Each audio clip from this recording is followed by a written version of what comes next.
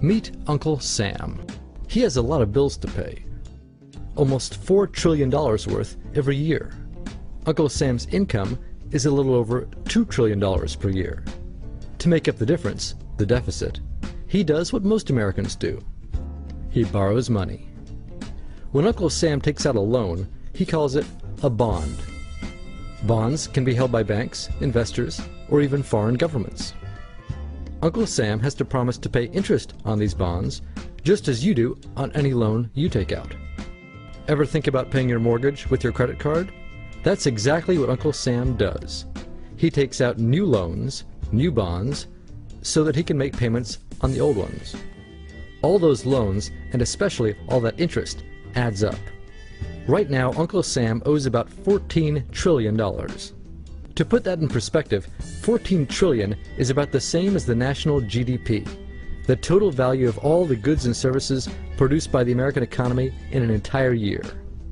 It's such a huge amount of money that Uncle Sam is starting to run out of people to borrow from, and he's having trouble just paying the interest on his loans. The obvious solution would be to either cut spending or increase taxes. But if he cuts spending, the people that he's spending money on would complain that they don't have money to spend, and that he was hurting the economy. If he tried to raise taxes enough to close this gap, not only would people definitely have less money to spend, he'd probably have riots on his hands.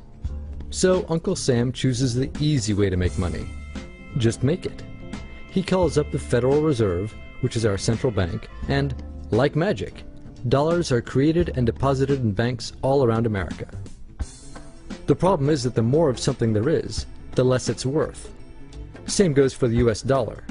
The more dollars there are, the less each one will buy.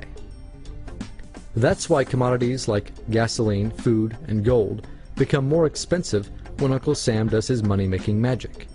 The commodities aren't really worth more. Your money is just worth less. That's called inflation. Remember the foreign governments that lent money to Uncle Sam? When they lent money to the American government, something interesting happened. It made the US look richer, and their countries look poorer. When a country looks poor compared to America, $1 of our money buys a lot of their money. So they can pay their workers only a few pennies a day. With such low labor costs, they can sell their products in America for lower prices than any American manufacturer can. The easiest way for American companies to compete is to move their factories overseas and pay their workers a few pennies a day too. This contributes to a recession. Americans lose their jobs, stop paying taxes, and start collecting government benefits like Medicaid and unemployment. This means that Uncle Sam has even less income and even more expenses. At the same time, the people who still have jobs are desperate to keep them, so they tend to do more work but not to get paid anymore. When your dollars are worth less and you're not earning more of them, that's called stagflation. And this is why Uncle Sam is in a catch-22. He can't raise taxes or cut spending without making the recession worse. And he can't have the Federal Reserve create more money without making inflation worse.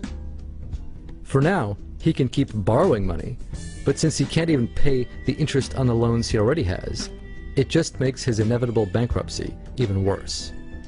Whether it's in 2 months or 2 years, the day will come when Uncle Sam can no longer pay his bills.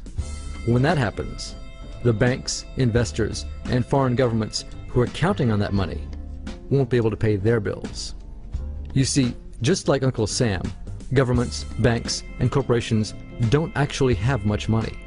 Mostly, all they have is debt to each other. If one link in the debt chain stops paying, defaults, the whole thing falls apart. If investors can't pay their bills, corporations won't be able to pay their employees. If banks can't pay their bills, you won't be able to take out a loan, use a credit card, or even withdraw your savings. If foreign governments can't pay their bills, their own banks and corporations will have the same problems. That's called a global economic collapse. It's never happened before, so nobody really knows how bad it will be, how long it will last, or even how we'll eventually get out of it.